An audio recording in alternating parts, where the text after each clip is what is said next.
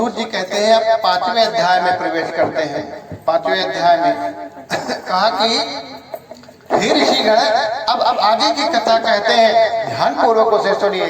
कहा ठीक है। ध्यानस्थ कमर सीधी करके सब लोग बैठ जाते हैं पूरे ध्यान मुद्रा में। और सूत जी कहते हैं कि एक राजा था जिसका नाम तुंगध्वज था। वो अपनी प्रजा का खूब अच्छे से देखभाल करता था।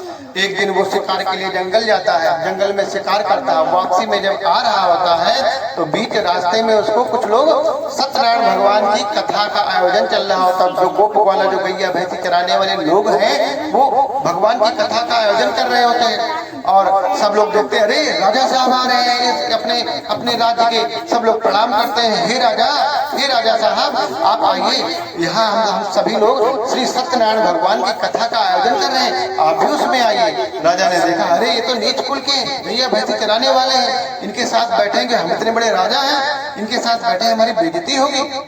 ये सोचकर राजा ने मना कर दिया। जब कथा समाप्त हो गई तो गोप ग्वाल जो थे वो राजा के पास जाते हैं, प्रसाद लेके जाते हैं, चरणामृत पंजीरी लेकर पहुंचते हैं। और जब राजा के पास राजा देखते हैं, अरे ये तो नीचे कुल के हाथ हमारे आगे आ रहे हैं, अरे इनका प्रसाद कैसे हम खा ले? हम कहाँ इतने बड़े क्षत्रिय कुल के राजा हैं, तो ये नीचे कुल के ये सब गोप वाला गैया चराने वाले हैं, इनके हाथ से हम प्रसाद कैसे खाएं? उन्होंने मना कर दिया। और भगवान देख रहे हैं, भगवान के दरबार में, गुरु के दरबार में न कोई बड़ा होता है और न कोई छोटा है, न कोई बड़ा न कोई छोटा। उनके दरबार में सब बराबर, सब बराबर, कोई बड़ा नहीं। ना वहाँ कोई जाति पात देखी जाती है कि तू ब्राह्मण है, तू क्षत्रिय है, तू वैश्य है, तू शूद्र है, ये भी नहीं है। भगवान के दरबार में कोई शूद्र नहीं है, कोई वैसे नहीं। सब कर्मों का लेखा जोखा भगवान के यहाँ देखा जाता है। जैसा जो कर्म करता है वैसा ही वो रस चखता है। तो भगवान देख रहे हैं, सत्यनारायण भगवान कहते हैं, अरे हमारी कथा नहीं, हमारी कथा में नहीं है, तो ठीक है, हमारा जो प्रसाद आया उसका भी तुमने तिरस्कार कर दिया। भगवान रुष्ट हो जाते हैं। और जब भगवान रुष्ट हुए तो उनके जो 100 पुत्र थे वो सब गायब हो गए। उनका जो राजपाट था सब लुप्त हो गया, प्रजा सब इधर उधर हो गई। और राजा जब जाते हैं कहते, अरे हमारा राजपाट कहाँ चला गया, हमारे 100 पुत्र कहाँ चले गए, हमारा धन कहाँ चला गया? रोने बिलखने लगते हैं। लेकिन जो तुंगध्वज राजा था वो बुद्धिमान था, वो समझ गया कि ये सत्यनारायण भगवान के क्रोध का भाजन बने हैं और उनके क्रोध के कारण ये सब कुछ नष्ट हो गया। और कहते हैं इसका समाधान तो वो गोप ग्वाला जो नीच कुल में है वही करेंगे। उन्हीं के पास जाते हैं, प्रणाम करते हैं। उनके कहा, ये हमारे जो दुख है कैसे दूर होंगे? कहा, ये गोप ग्वाला ही करेंगे।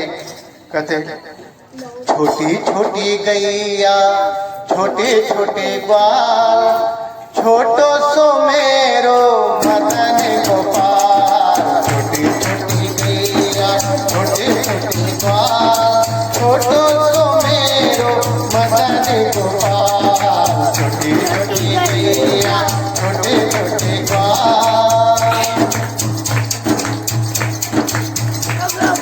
हाथ खाए गैया दूध पिए ग्वाल, हाथ खाए गैया दूध पिए ग्वाल।